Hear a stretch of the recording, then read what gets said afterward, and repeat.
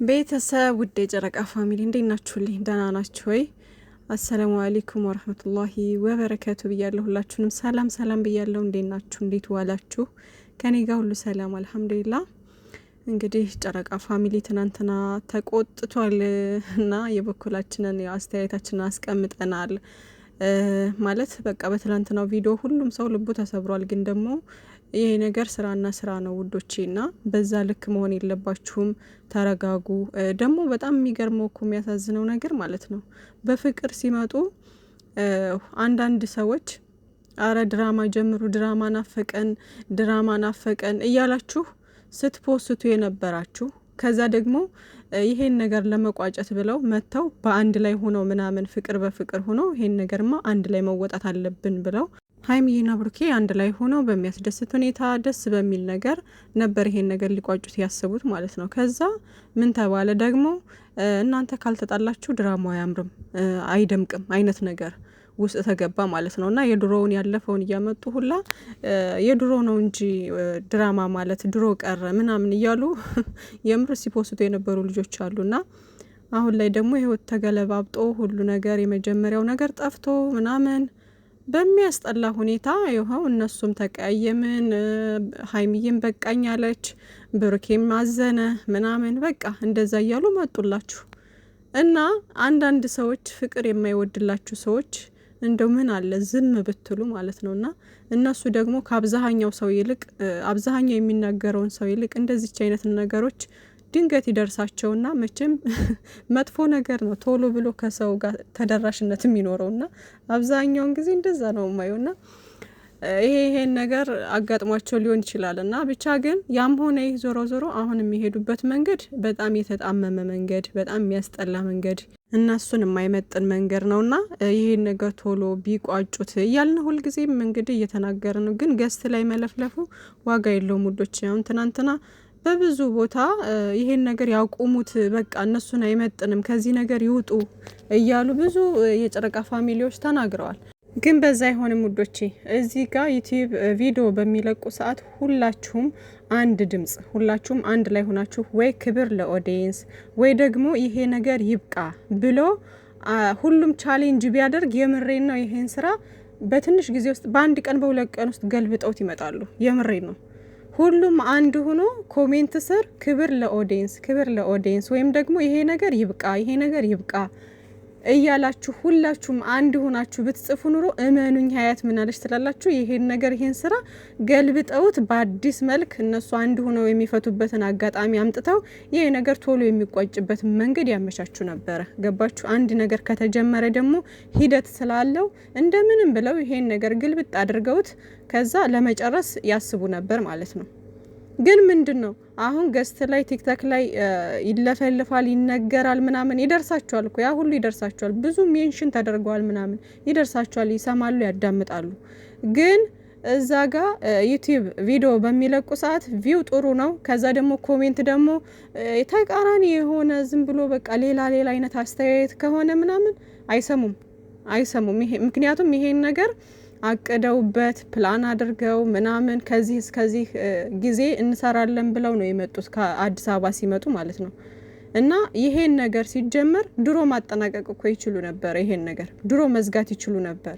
ግን ለምንድነው ሊቀጥሉት ስላሰቡና ሊሄዱበት ስላሰቡ ትተውት ይሄን ነገር ሳይቋጩ ወደ አዲስ አበባ ተመለሱ።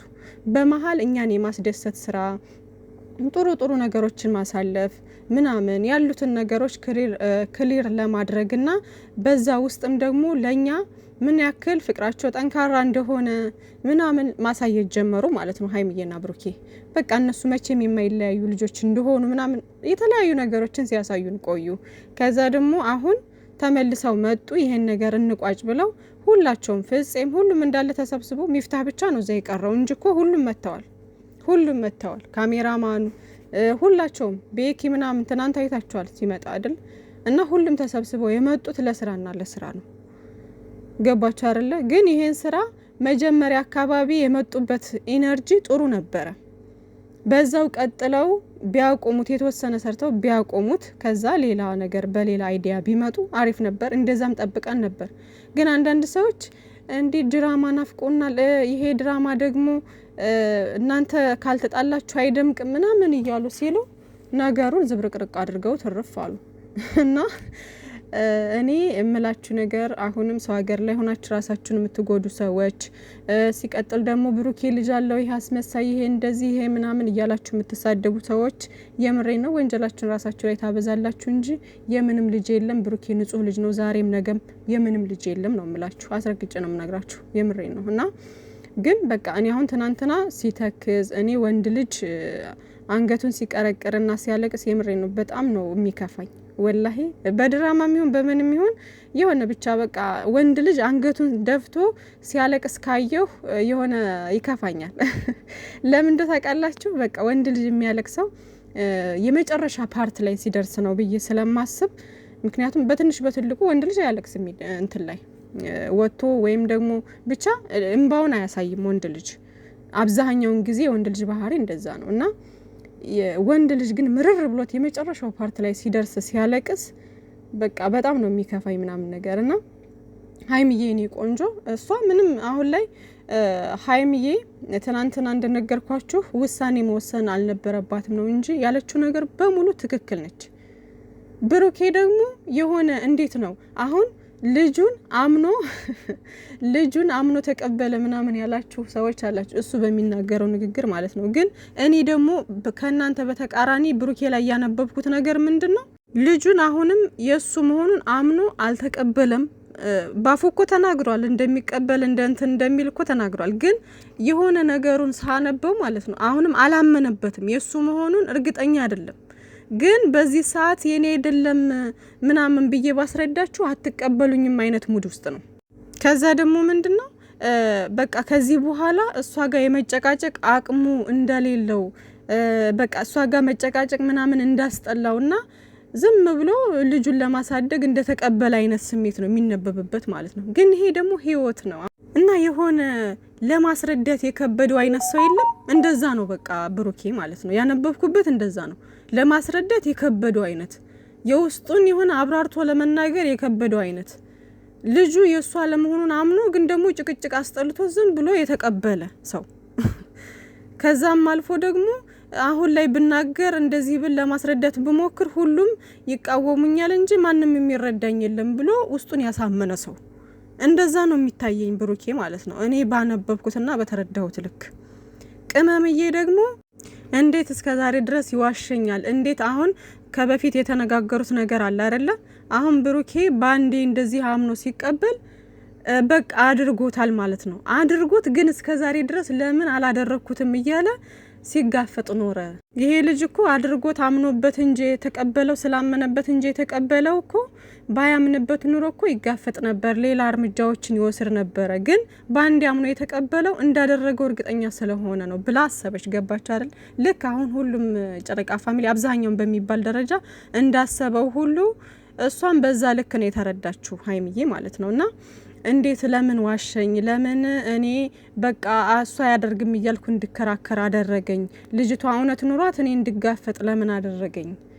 አይነት ሙድ ውስጥ ናቸው። በቃ አሁን ላይ ካደረገው አድርጊያለሁ ብሎ መጀመሪያ ማሳወቅ ነበረበት እንጂ ለምን አላደረኩም ብሎ ዋሸኝ፣ በቃ ዋሽቶኛል ብላ ያንን ነገር ነው የምታስበው፣ ያንን ነገር ነው ያሰበችው። ለዛም ነው አሁን ከዚህ በኋላ ይሄን አመታት በሙሉ የዋሸይ ልጅ ጋር መኖር አልፈልግም ምናምን ብላ የተናገረችው። ለዛ ነው ቅመምዬ ማለት ነውና አሁን ላይ ይሄን ነገር ሊያስተካክል የሚችለው የጨረቃዎቻችን ጉዳይ በስራው ማለት ነው። በስራው ሊያስተካክል የሚችለው ማናት? እዩ ነች ልታስተካክል የምትችለው። በምን ጉዳይ ብትሉ በቃ በኋላ ላይ አሁን ብሩኬ ትናንትና የተናገረው ንግግር አለና ብዙዎቻችሁ ያችን ቃላት እያመላለሳችኋት ምናምን ነው። እኔም አሁን ደግሞ በተቃራኒ ነው የተረዳሁት። አሁንም ብሩኬ ማለት ነው ምንድነው መሰላችሁ ከልጄ ጋር አንቺን ቢካልሽኝ ከልጄ ጋር ሆኜ በቃ መኖር ነው ምናምን ነገር ብሎ የተናገረው ነበረ ማለት ነውና ከልጁ ጋር ብቻ አሁን ልጁ ከሰጠችው ከልጁ ጋር ብቻ እንትን የማለት እንጂ ከእዩ ጋር ነው ብዬ አላስብም። ገባችሁ?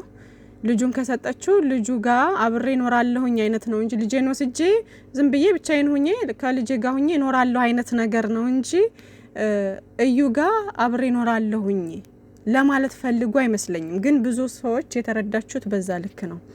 እና ትናንትና በቃ አላለቀሰም ምናምን እያላችሁ ነበር ብዙ ሰዎች። ግን አስተውዬ ሳየው መጨረሻ ፓርት ላይ እንደዚህ የተኛ ሰዓት ላይ አልቅሷል። የምር አልቅሷል። ወላሂ እንደዚህ እምባው ውርድ ሲል ምናምን አየሁትና የምሬ ነው። እኔ ወንድ ልጅ በድራማ የሚሆን ምናምን ሲያለቅስ እኔ ደስ አይለኝም። የምሬ ነው።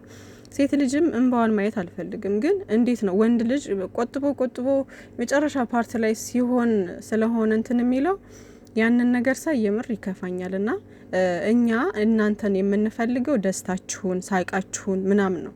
አሁን እዚህ ጋር እንደ እውነት አድርገን ካየን ችግሩ ጎልቶ የሚታየው ብሩኬ ላይ ነው እና ደግሞ በዙሪያ ያሉ ጓደኞች ላይ ጓደኞቹም እንዴት አሁን አንተ በእርግጠኝነት አምነህበት ነው የተቀበልከው ወይስ ደግሞ እንዴት ነው ብሩኬ? ወይስ ጭቅጭቅ ሰልችቶህ ነው? ይሄ ነገር እኮ ድጋሚ በስነ ስርዓት ዲኤንኤ መደረግ አለበት።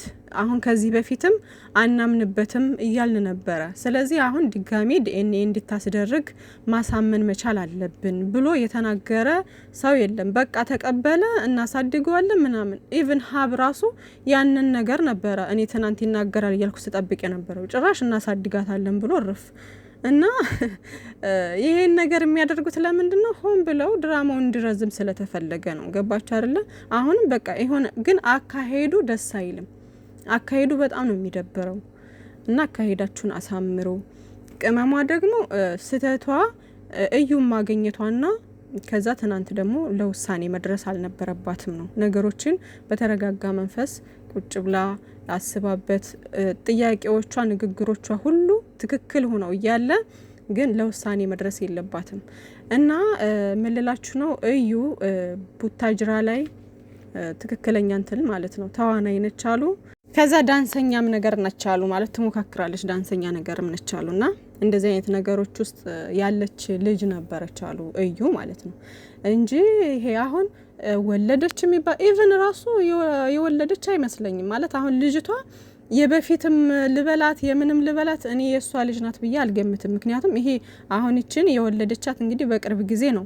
እቺ ልጅ 4 ወር 3 ወሯ ነው ማለት ከወለደች ማለት ነው። እመጫት ነች። ገባችሁ? የመጫት ሆድ እንደዛ ነው። ትናንትና አይታችሁታል። የወለደች ልጅ ትመስላለች? አትመስልም። እዩ ሲጀመር ልጅ የላትም፣ አልወለደችም።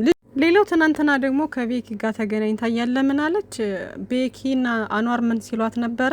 ሀይሚና ብሩኬ እኮ ከ2 አመት በላይ በፍቅረኝነት የኖሩ ልጆች ናቸው፣ ማለት በቃ ብዙ ያሳልፉ ልጆች ናቸው ምናምን አይነት ነገር ብለው ሲሏት፣ እኛ ከዛ በላይ ያሳልፈናል አይነት ነገር አላለችም? ሲጀመር እኮ ማለት ነው ሀ ተብሎ ብሩኬ እንትን ሲጀምር ዩቲዩብ ሲጀምር የዛኔ የጥምቀት ለታ ማን ነው ማርክ ጋር ምናምን ሂደው ሎሚ ሲወረውሩ አዳብና ነው ምናምን የሚባል ቦታ ነው የተገናኙት። እንግዲህ እኛ እንዳየ ነው ማለት ነው። ከዛም በኋላ ሀይሚዬ ጋር ለመተዋወቅ እንደውም የዛኔ ሀይሚዬ ጋር ራሱ ተዋውቋል ይመስለኛል አለሁ አለም ብቻ። ከዛ በኋላ ነው መሰለ ከሀይሚዬ ጋር የተዋወቁት እና ትንሽ ወራት ነው እንጂ 45 ነው 40 ኬ ገብቶ 40 ሺህ ኬ ገብቶ ምናምን ከሀይሚዬ ጋር ተዋወቁ ማለት ነው። ትንሽ ወራት ከሷ ጋር ከእንትን ካሉ በኋላ ገባችሁና ያለው እርቀት ከሀይሚዬ ጋር የተዋወቁበት ትንሽዬ ወራት ብቻ ነው። እንግዲህ ያላቸው እነሱ የተዋወቁት የዛኔ ነው። ትንሽ ወራት ነው እንደው ፍቅረኛው እንኳን አት ከተባለ ትንሽ ወራት ነው እንጂ ያሳልፉት ምንም ያን ያክል ያሳልፉት ነገር የለም። ገባችሁ አይደለ? ግን እሷ ምን አለች?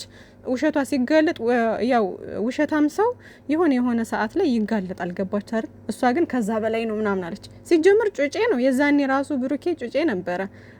ከዛ በፊት መቼ የተዋወቁት እኮ የዛኔ ነው። እና ሲቀጥል ደግሞ ቢኒን ከዚህ በፊት ክዳው ነበረ። ምን ይና የታቃሃለሁኝ በስራ ነው እንጂ ምን ተዋወቁ አንተና እኔ ምን አለን ካንተ ጋር ምናምን እያለች ብዙ ጊዜ ሸምጥጠዋለች። እንግዲህ አሰቃይተዋለች። ግን ባለፈው እያለቀሰ ሲመጣ ፍቅረኛሞች እንደነበሩ አመነች። እና ብዙ ነገር አለ ውዶቼ። ብቻ ግን ፏበሉ፣ ምንም ነገር አይመጣም። ሀይሚዬና ብሩኬ መቼም አይለያዩም። ራሳችሁን ጠብቁ። እንግዲህ የሚመጣውን ነገር መጠበቅ ነው። ይብቃ ካላችሁ ግን ኮሜንት ላይ አንድ መሆን አለባችሁ። ከዛ ውጭ ግን በትዕግስት መጠበቅ ነው ያለው አማራጭ እንጂ ምንም እና ራሳችሁን አትጉዱ።